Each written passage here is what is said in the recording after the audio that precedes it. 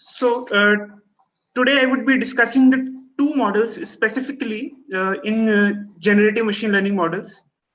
The first one is the GAN, Generative Adversarial Network, and the other one is the VAE, Variational Autoencoder. The very first question that should come to our mind is, what are the generative models? So I think Sir has already discussed it, but again, I'll give a brief recap. Any model that takes a training set which contains samples of a distribution, say P data, and learns to represent an estimate of that distribution somehow. That is called generative machine learning models. There are several generative algorithms which either model density explicitly or implicitly by generating samples from the model. This all depends on the type of application or a problem statement, whether we are interested in finding the probability density of any sample point or generating samples from it. There are several applications of these algorithms. For example, generative realistic images, image in painting, data augmentation, and even in the reinforcement learning. Some of you might be doing work on it also. In this slide, a brief classification of generative machine learning models has been discussed. Broadly, generative models are classified into two categories. The first one is the explicit density models. These models define density function explicitly in terms of model parameters given by P model X parameterized by theta. The question is, how do we compute the model parameters? That is theta. How do we compute theta in these models? In these models, basically the parameters are calculated by maximizing the likelihood, by maximizing P model X given theta. The main difficulty in these models is designing the model that can capture all the complexity of data to be generated while still maintaining computational tractability. They are further classified into two categories. The first, which have tractable density. Tractable means which you can calculate easily. Okay. For example, pixel CNN, pixel RNN, and normalizing flows. These are the models in which we can easily calculate the density. In the second type of models, density is intractable.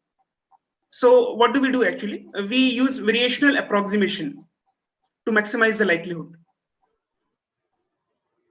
The example for these kind of models is variational autoencoders, which we will be discussing today itself. Now coming to the second category, implicit density models. As the name itself suggests, these models do not define density explicitly. These models actually interact indirectly with the model density, P model, and they are trained by sampling from it. The most popular example is generative adversarial network. They directly generate samples by passing a noise vector. Now coming to the generative adversarial network.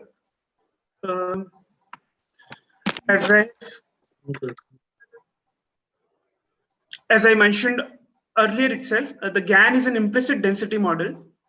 It does not model density explicitly. Its main focus is the sample generation. The main idea of it is it sets up a game between two players. One is called generator and the other one is called discriminator.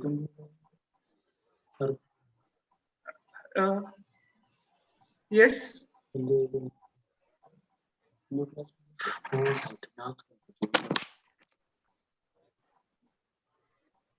Hello.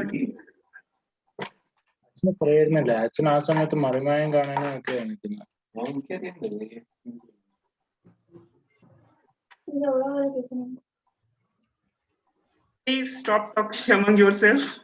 Mute yourself. Okay. The basic idea in GAN is to set up a game between two players. One is called generator and the other one is discriminator. The function of generator is to create or generate samples that are intended to come from the same distribution as the training data. Whereas the function of discriminator is to examine those samples and determine whether they are real or fake. By real here we mean the samples belonging to the true distribution. Whereas how does it actually do? Discriminator basically divides input into two classes, real or fake. That is the samples that are coming from the real distribution and the samples that are coming from the fake distribution. Thus, it converts the task into a classification problem. And now that has been, once it has been converted to classification problems, so we can easily use the classification techniques of machine learning. That while the task of generator is to fool the discriminator by generating realistic samples by taking feedback from the discriminator. You can see this in the model itself, block diagram. I mean, in the block diagram, it can be seen that the generator takes the noise vector Z, this,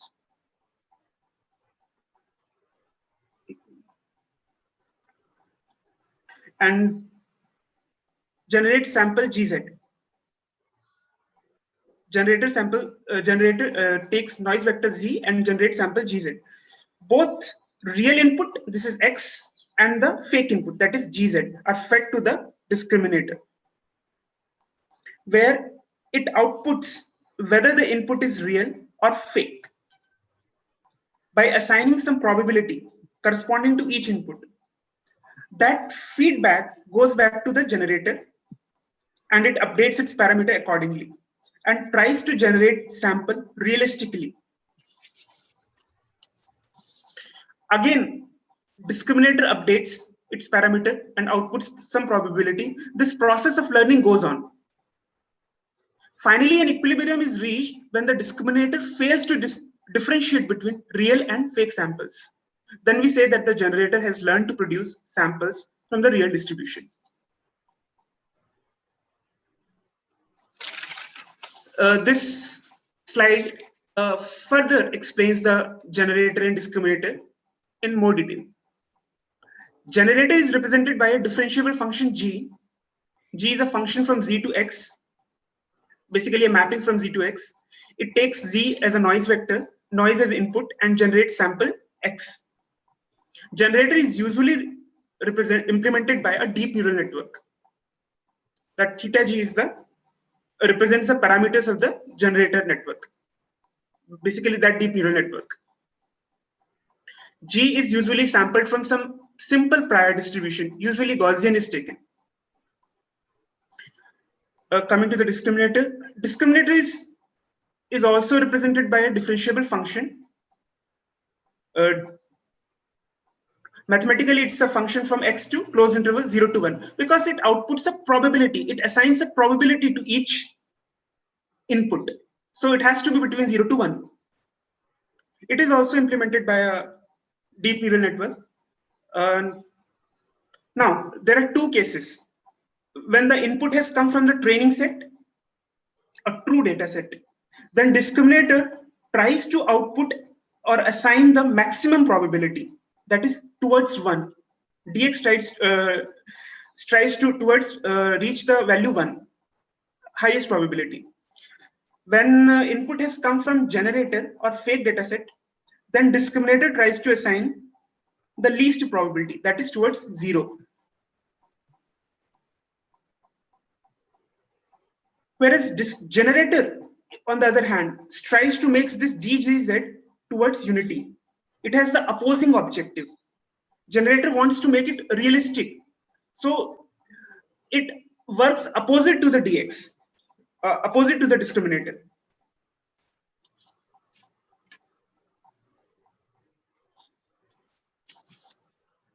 Now coming to the objective function, which is optimized. Since I have already explained both discriminator and generator have opposing objectives, I will again recap those points in brief. DX represents the probability that X came from the data rather than generated. D is trained to maximize the probability of assigning the correct label to both training examples and samples from G. That means for correct label, if the data is coming from the true data set, then it will try to assign that label 1.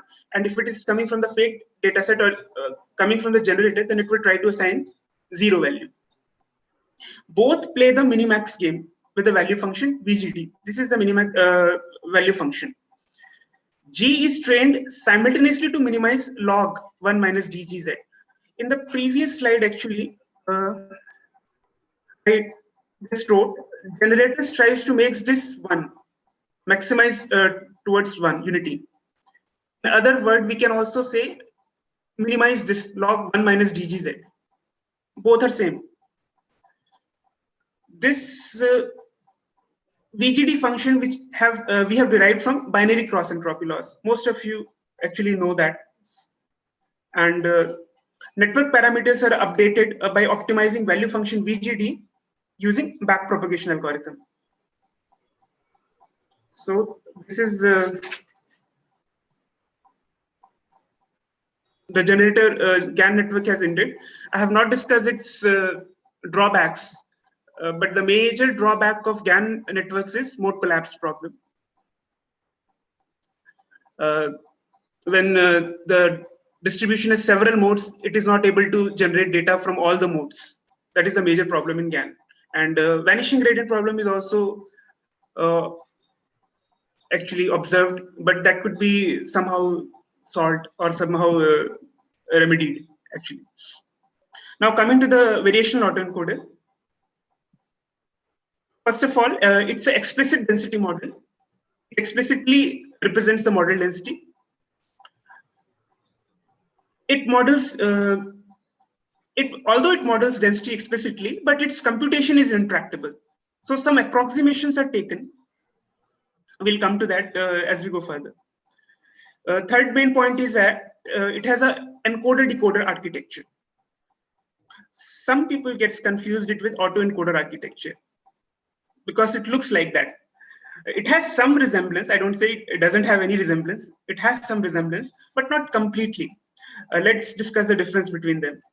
In autoencoder, encoder network takes input data and converts it into a smaller, dense representation, also called latent or hidden representation, while decoder network takes this dense representation as input and produces back the original input. Similar to PCA, the principal component analysis. Suppose we have a high dimensional data, you reduce it to some lower dimension, and that from lower dimension, you again reconstruct your original input. Whereas in VAE, it also consists of encoder and decoder, but latent representation in VAE is represented probabilistically. That is, encoder outputs or describes a probability distribution for each latent attribute, rather than outputting a single value. Okay, it means basically mean and variance are outputted. Rather than Z itself, you are outputting its parameter.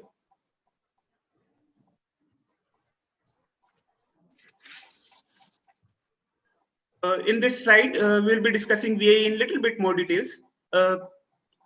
Basically, we have two constituents. First, encoder model, also called a recognition model, and the other decoder model, also called generative model. Encoder is implemented by a neural network represented by Q theta Z given X, where Z is the hidden representation of data. We input data point X to the encoder, and it outputs parameter of Q theta, that is mean and variance.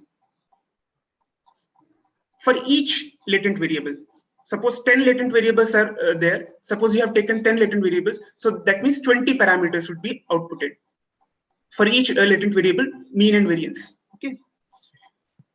Q theta is actually assumed to have a Gaussian distribution, and mean and variance are sufficient to describe any Gaussian distribution. You need to specify only mean and variance for any Gaussian distribution. Parameters of neural network are represented by theta. This theta is actually basically weights and biases of that neural network. Similarly, coming to the decoder, decoder is also implemented by another neural network. It represents P phi X given Z. It takes hidden representation Z as input and outputs the parameters to the probability distribution of data. P phi X given Z. Again, mean and variance. Parameters, its parameter are represented by phi. That means weights and biases are represented by phi. This is the encoder model. This is the decoder model. Okay. Although I have written Z, basically it represents the mean and variance. Here also it represents the mean and variance.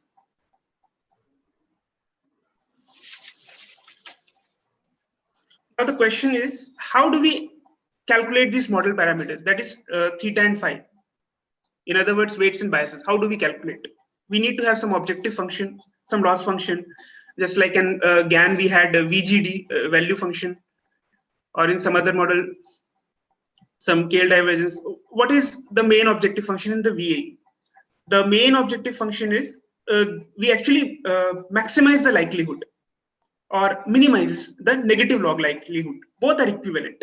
Negative log likelihood, minimize negative log likelihood, or maximize log likelihood, both are equivalent. Loss function of VA is given by negative log likelihood along with a regularizer. This is the regularizer term. Suppose we have n data points in training set and Li is the loss of ith data point. Then total loss is given by the summation Li, where I varies from 1 to n. And Li is given by the expression, this expression. I have not included the derivation of this expression, but it is fairly easy. I have mentioned the references at the end of slide, and you can also read those if you are interested in it. Now coming to the loss term. This term could be decomposed into two terms. The first term is called the reconstruction loss, which is this part. This is the reconstruction loss. This is the KL divergence loss or regularizer loss. The first term is called reconstruction. It is expected negative log likelihood of the ith data point, and it encourages the decoder to learn to reconstruct the data. Whereas second term is the KL divergence between the encoder distribution Q theta, Z given Xi, and PZ. PZ is the prior of latent representation, generally taken Gaussian. It measures how much information is lost when using Q to represent P. In this block diagram, we can see the encoder takes X as input and outputs parameters of latent representation Z. From output parameters, we sample Z and then feed it to the decoder, which outputs the parameters of the reconstructed input, X hat. It outputs the parameters, not exactly X hat. From those parameters, we can sample X hat. Find it, okay? Now in this slide, we learn how VAE model is used as a generative model. In VAE model, decoder network act as a generative model. With, by feeding it the samples, by feeding the samples to the decoder network from the latent space, we can generate new data similar to what was observed during training. The above explained process can be written in two steps. First, you draw samples Zi from the latent space, that is PZ, latent distribution, which is Gaussian. PZ is Gaussian usually, unit Gaussian we take. And feed it to the decoder and then draw samples from the Px given Z, whose parameters are outputted by decoder. These are the references. And before I end, there is one demo also.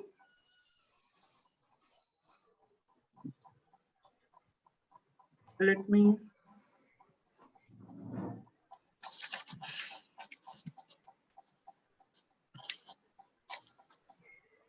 Since the sir has already discussed the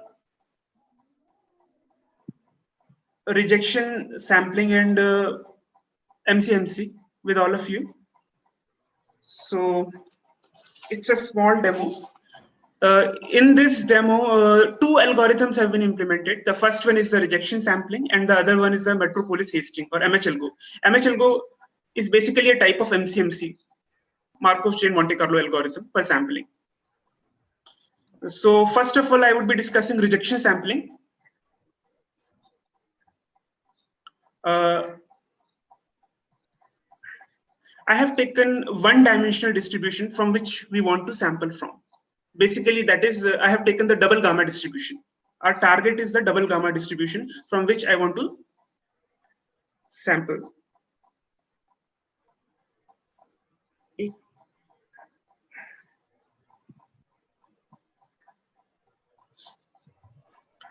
Its PDF is given by, I have not written the expression, but it is given by 1 upon 2 gamma A mod x raised to the power a minus 1 exponential minus mod x.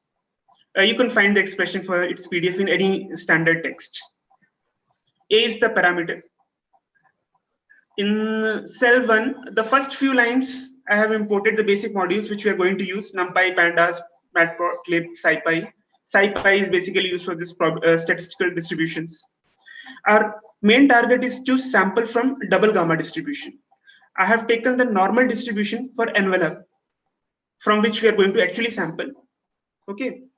And these two lines of codes actually create the distribution objects for both double gamma and Gaussian distribution, a normal distribution. In next couple of lines, we have created the array and calculated the PDF values for both the distribution. We actually want to see how it actually looks like. So it looks like something this. Okay. Now, before I actually go to the algorithm, what is the main idea of rejection sampling? Its main idea is that to sample from fx, or px, whatever you call, we use another distribution gx to facilitate or help sampling from fx. The only restriction is that fx should be less than m times gx. Fx should be less than m times gx for some m greater than 1. Basically, it should envelop fx. Just like this is fx, this is gx, m times gx. This is enveloping it. Okay. So next we find the scaling constant m, which envelopes fx. In our case, double gamma distribution. This is how we are finding the m scaling constant. This line. Okay. And next we have plotted the two distributions. Now the main steps of rejection algorithm are that, what are the main steps of this rejection algorithm? First, we sample x from gx, that is normal distribution in our case. Then we sample y from uniform distribution, from uniform distribution 0 to m times gx. In between this, if y is less than fx, if y lies between this region, then we accept it as a sample for fx. Otherwise, we reject the sample. Okay, and go to the again repeat the process, and this way we generate the samples. This is the algorithm. In this cell, we have written the rejection sampling function. Okay. The same steps have been implemented as I explained earlier. Next, I have generated 10,000 samples and from rejection algo and plotted the histogram is plotted and compared with the target PDF. You can see this. Okay, both are pretty much close, almost matching. Now, coming to the MCMC algorithm. In this cell, MHAlgo has been implemented, Metropolis Hastings algo. Px is the density of target distribution. Sometimes what happens, we know the exact density formula.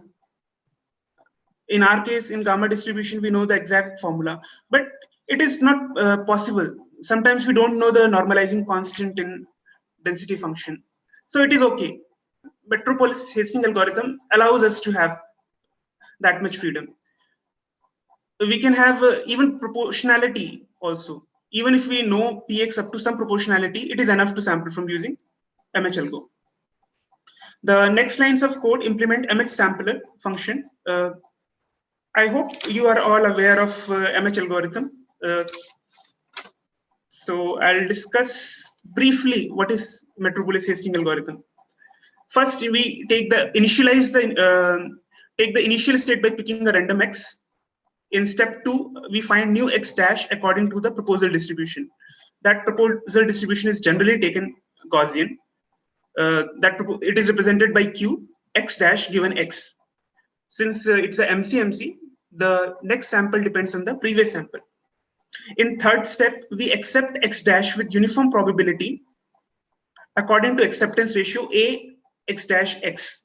that is given by a minima of 1 comma fx dash upon fx qx given x dash upon qx dash upon qx dash given x. You can find it in any standard text. You will get the formula. If accepted, we transition to x dash. Otherwise, we stay in the state x. Then we again go to step 2 and repeat it t times. We save state x dash as a sample and go to step 2 to sample another point. This is actually these line of codes actually implement the mh sampler function, which takes current state as input, and t, which basically represents after how many steps the next sample is actually taken. We have taken 50 samples. After 50, its main purpose is to reduce autocorrelation among the samples generated. See, if you are going to take the next sample immediately, suppose we set the t equal to 1, we are taking the next sample, just generated sample, immediately, which would be highly correlated with the current sample. So we don't want to generate correlated samples. That is why we set it greater than 1, so as to reduce the autocorrelation. If you're taking 50, then the autocorrelation between the first and 50th sample will be very less. So they're almost independent. So we are going to generate, we will be able to generate independent samples. In the next line of code, we have, we take the initially pick up x randomly from uniform distribution, and we have generated 12,000 samples. Although we have to generate 11,000 samples. Why we are generating 11,000 although we require only 10,000? The reason is that 1,000 samples are actually discarded in the beginning. That is called burn-in period. Generally, Markov chain takes some time to converge. You don't get good samples in the beginning itself. So from the beginning, you discard certain samples. It is not fixed. Some people may discard 500, some people may discard 1,000, 2,000. It depends on the problem statement, or it depends on the what kind of probability distribution you are handling. If it is a very high dimensional probability distribution, the distribution might converge a little late. So you might have to discard several samples. Okay. Next, we have the histogram is plotted and compared with the target PDF, these line of codes. You can see this is the plot actually, which we are getting. Both of them matches pretty well. This is the target PDF, and this is what we have generated with the samples. We have taken this code actually from a blog whose reference I have already mentioned in the comment section. I have made some changes in the MH sampler to make it more easier and readable. You can refer the blog for further reading. Okay, it all depends on you. This is it.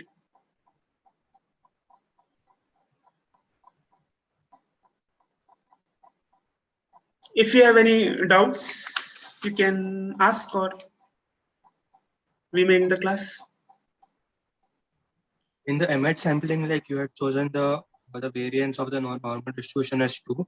So like how does the performance change by changing this variance? It doesn't matter. You can take 1 also. It might, you have to see actually, you can take 1 also. It doesn't matter.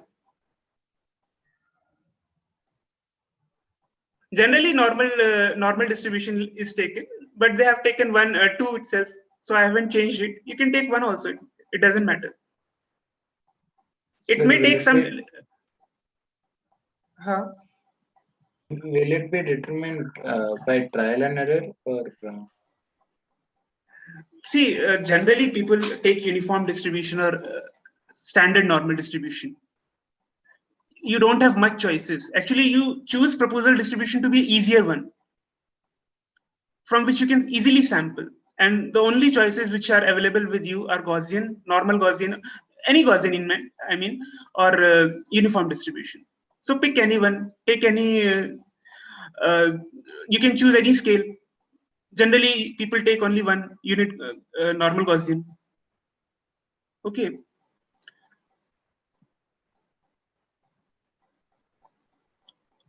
And main thing is that we choose the proposal distribution in such a way that it should have same sample set, same support set as the uh, target distribution. Suppose in if you take uniform proposal distribution, it is generating between only 0 to 1 or -1 to 1, but you want samples above 1 also, below -1 also, then it is not proper to take uniform distribution. Then you should rather take Gaussian distribution. Okay, so these factors come into play. Any more doubt? And that burn-in period, that I have taken 1000 samples, you can take 2000 also. It will take more time. I mean, you have to generate 1000 more samples extra. So it is also not given by some specific formula. It is hit and try itself. Some people say I'm getting samples after 500 itself, better samples. Some people are saying I'm getting after 10,000. It all depends on the type of distribution from which you want to sample. Okay.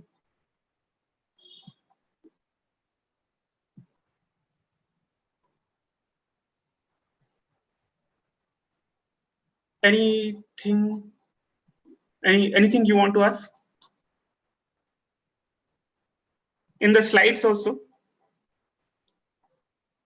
See, GAN is easier to understand and easier to implement. VA is little bit complicated. So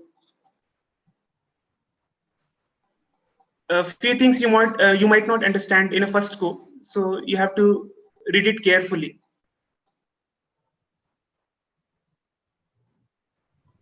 There are problems in VAE also. In image generation, actually VAE generated images are little bit blurry, kind of. But GAN images are very sharp in contrast and very nicely generated images. Okay. What would be the benefit or use cases when we would prefer VAE over a GAN? Again, it depends problem formulation, what kind of a problem you are using. Suppose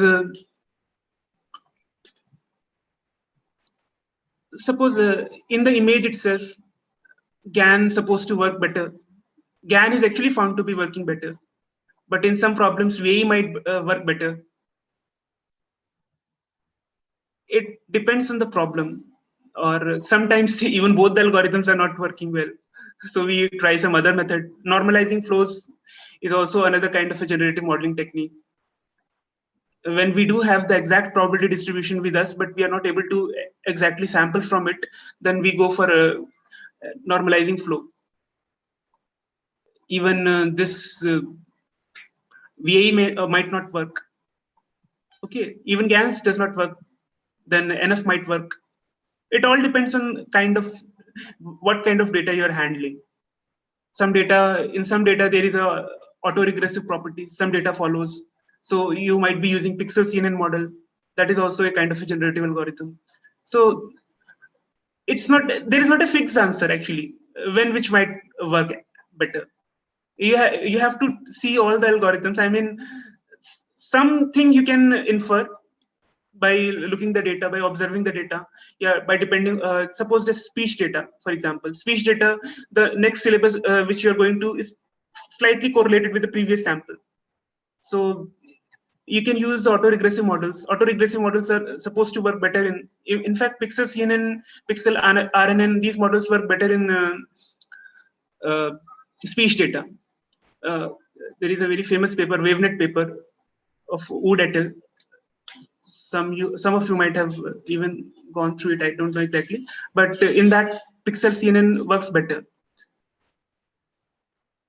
Okay, it all depends on the kind of data and what kind of how the data is correlated, how the data. I mean, how you can.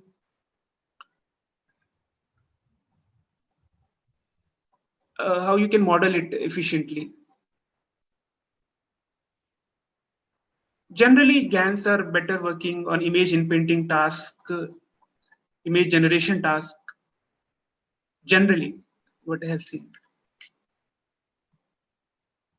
And VAs are giving blurry images. Like, I mean, they also produce images, generate data, but they're blurry kind of it. Okay.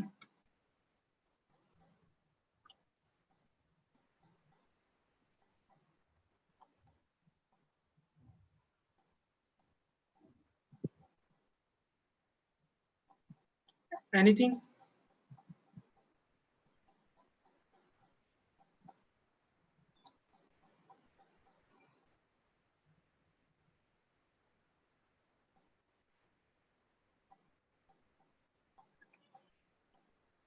Any more questions?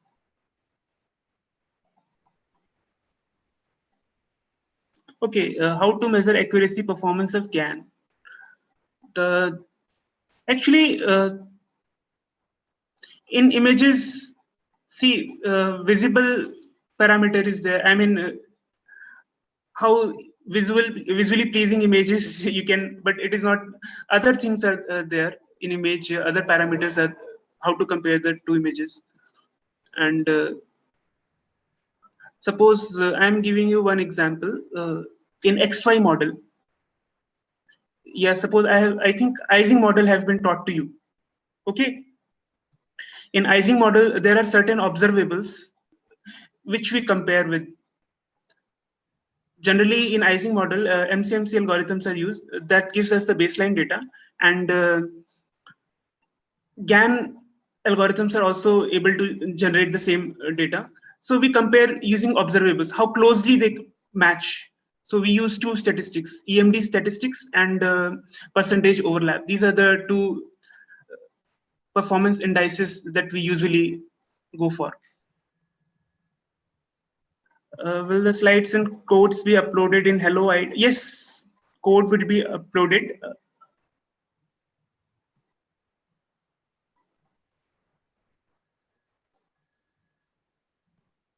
Are these topics included in NSEM quiz? Since it has been taught to you, so I think it would be included, and sir would be deciding it. Okay. Any more questions?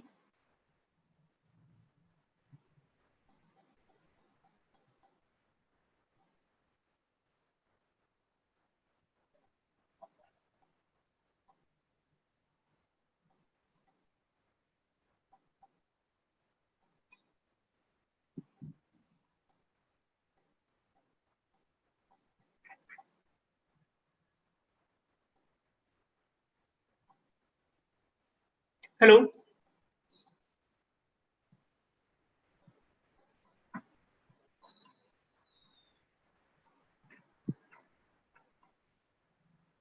I think no one has any questions, so we can end the class.